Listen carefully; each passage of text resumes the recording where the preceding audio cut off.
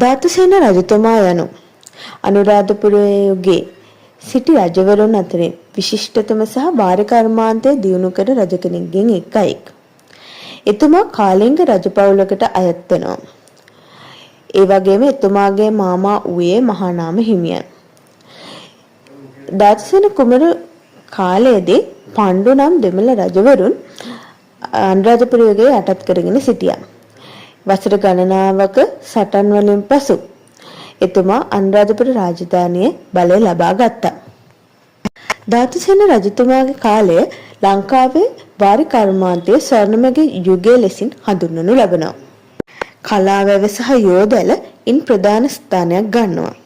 ඊට අමතරව මහා ගලකඳ වැව, පදවි වැව වගේ වැව් 18ක් එතුමාගේ කාලයේ නිර්මාණය වෙලා තියෙනවා. ඒ වගේම මෙතුමා ආගමික වශයෙන් රට සංවර්ධනය කිරීමට දායක වෙලා තියෙනවා. බුද්ධ පූජා තිබීම, අනුරාධපුර නගරය අලංකාර කිරීම වැනි කටයුතු මෙතුමාගේ අතින් සිදු වුණා. එතුමාගේ අවසාන කාලය නම් ඉතා සුන්දර වෙන්නේ නැහැ. ධාතුසේන රජතුමාගේ පුතා වූ කාශ්‍යප කුමරුත් බෑනා වූ මිගාරත් එකතුව මෙතුමා ඝාතනයට ලක් කළා. කෙසේ වුවත් මෙතුමාගේ වසර 18ක පාලනය අනුරාධපුරයේ ස්වර්ණමය